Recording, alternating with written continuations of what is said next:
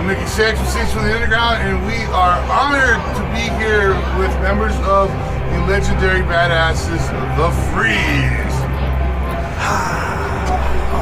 Live from TB. We know your names, but what are you guys? Names is what do you do in the band? Nothing. You carry equipment? Yeah. That's all I do. No, that's against the That's what I do. carry anything. I carry my own equipment. That's awesome. And DB? I play guitar.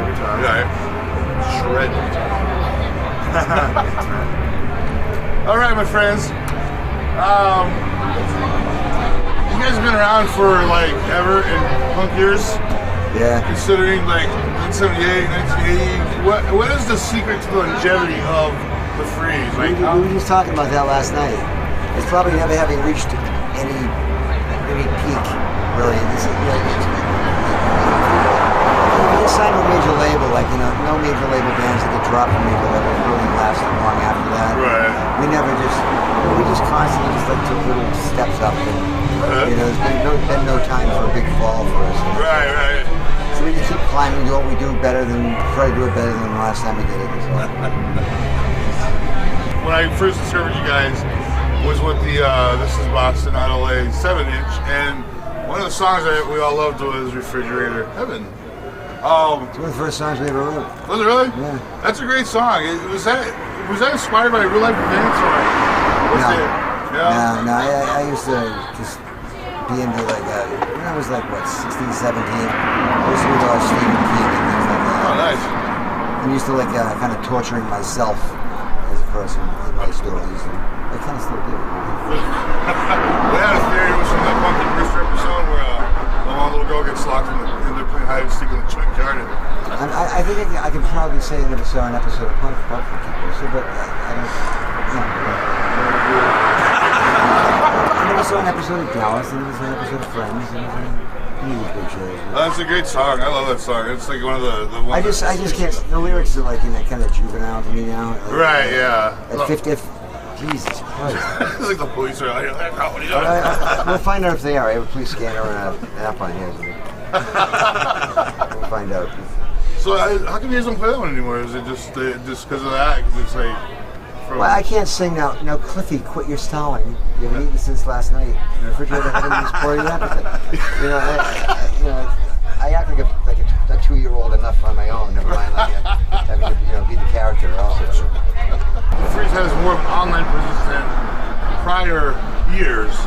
Not just including the internet age, but in general.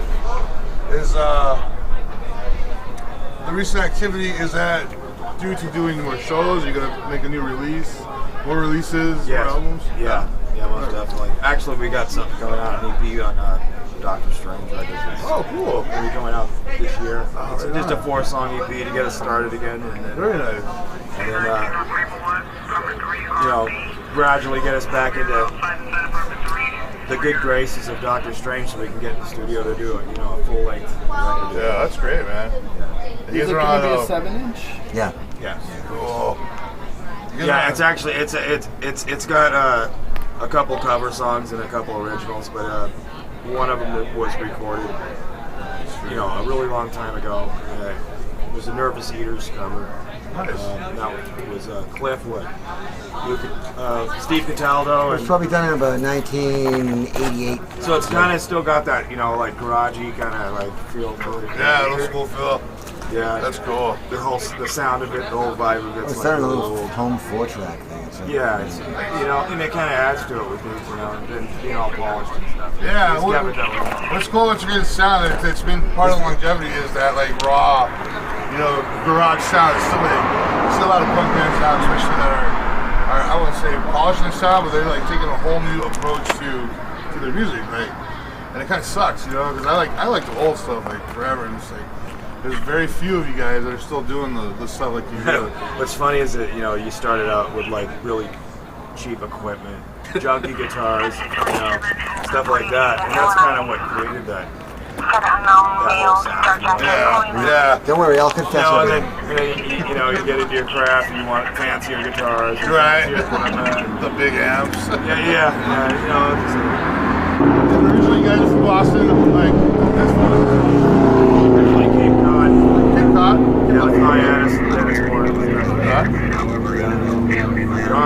And now you guys are here in Phoenix. So how come the sudden change of scenery? This guy's lying to me about how wonderful it would be out here. No, actually, it was the record company. Come on, Cliff. You can make a living out here. You know, just playing Brooklyn with the band and, like, been homeless for like fucking ever since I got here almost. And New York, Brooklyn, and all this. A lot of the clubs out there kind of like closed their doors. The Rat's gone, you know, and the scene's just kind of like yeah, there's really no place. Slowly died away, and he said, you know, you guys should come out here. Yeah, we've California. It's too played. expensive in California. This is the closest place we can be. We can melt, yeah, before they get to California. It's a nice hub because you can kind of work the West Coast. Yeah. Well, that actually leads into my next question. Like, from way back then when you guys were coming up in the scene, in the punk scene, to nowadays, how much has it evolved or devolved, or you know, like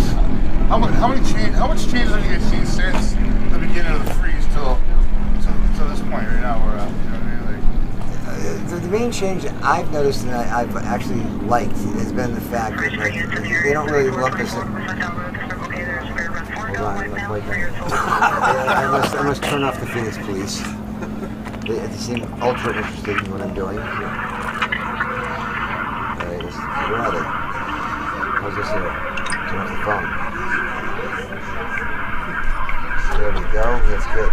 Is that you know, we've gone from being the Freeze, that Boston band, the Freeze, to like the Freeze. You know, it's like funny if I developed our own sound and I recognize it.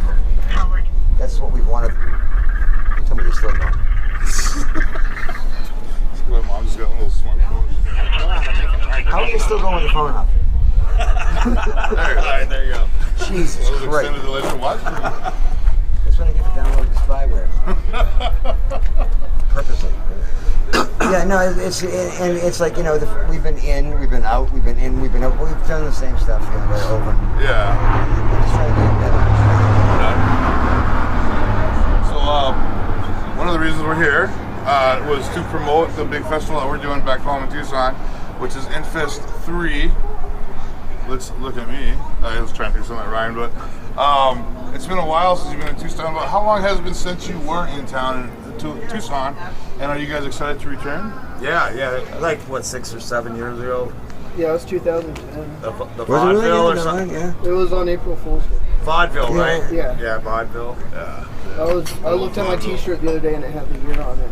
Oh, really? Yeah. The white one, the Token Bones. Oh, yeah? Oh, right. Yeah. I Remember that? Yeah.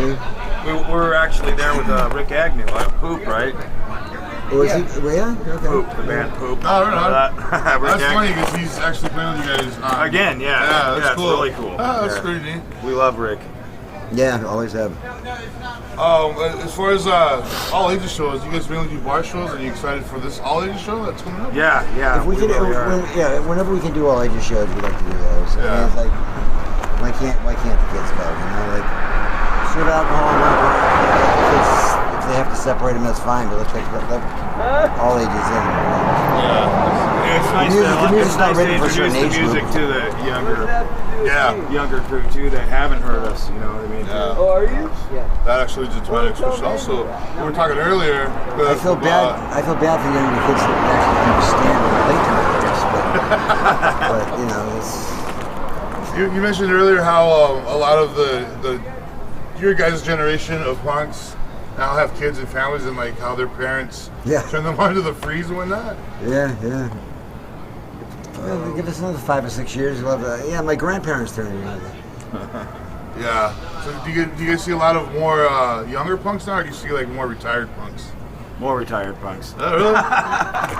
That's crazy. Well, it's a good mix, though. It is great to see the new faces out there. Yeah. Yeah.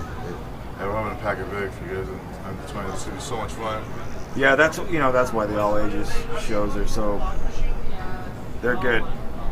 We want to do more and more of that if we can. Yeah, I mean, the younger whenever kids, we can. It pushes us to push ourselves too, because like the younger kids, are expecting like an energetic band, like Dinosaur. If I could just being able to fucking crawl up on stage and crawl back off at the end,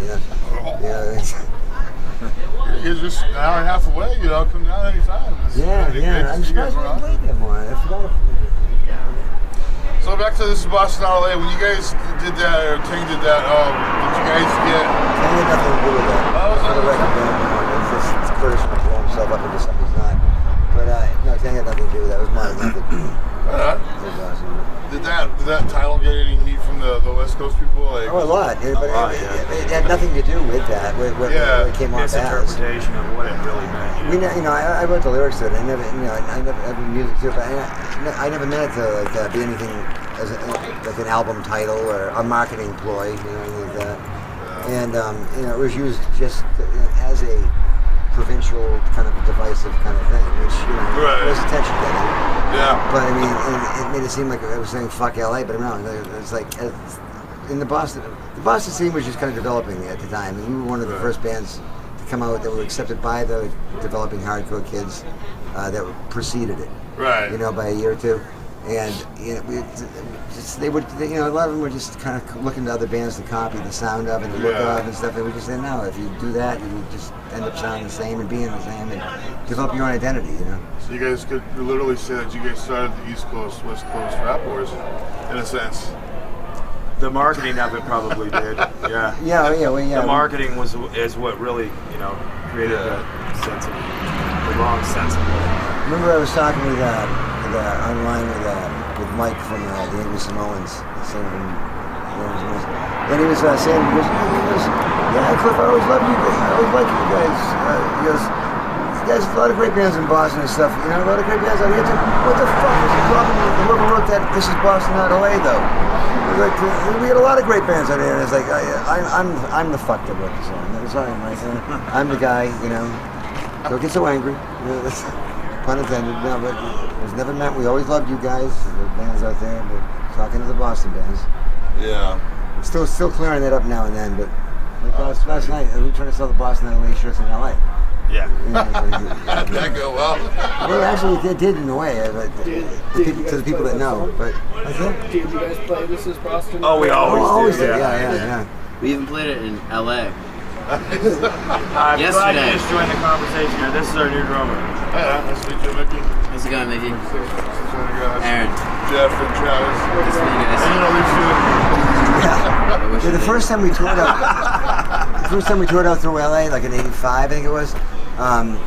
We were threatened by the suicidal gang or something like this. They were gonna beat the fuck out of us or something if we played that song. There's always one. Yeah. That's crazy. So there wasn't a lot of heat then. It was Back like, then, yeah, serious. yeah. It's funny I'm more because- afraid of not playing it and being considered a bunch of pussies. Right. We probably got our ass kicked 10, 12 times over for not. That's crazy because like here, from in my scene when I was growing up, that record was a big part of our cultural upbringing. There was no West Coast East Coast thing back then for us. It was just like good fast music. I lost my Everyone was like, "Wow, this is freaking awesome." So with that being said, that's a history maker, right? As far as history, punk rock history. So how was it to be part of such a pivotal part in punk rock history? Like how? Looking back on it, I mean, it's amazing that it became that because it was we never saw it as anything but just a way to just put the songs we'd written out. Yeah. We were lucky we thought to have a compilation coming out that we could be proud of. Yeah, that's good. You know, To this day, I love that album. Yeah, the songs have held up pretty well, I guess. We still play a few of them live. That's great. Well, we appreciate you guys taking the time. I know you guys are tired, and thank you so much, Cliff, for signing stuff and talking with us. Thanks, man. Pleasure meeting all of you, and we will See you in Tucson. tomorrow. All right, Rick Agnew, too. Yeah, Rick Agnew will be there. And it's going to be a jolly good time, as they say across the pond. Thank you, gentlemen. Thank you, guys. That's Nicky Six with the Freeze. We'll see you guys next Later, time. Travis. All right, you guys, stop all the bounds.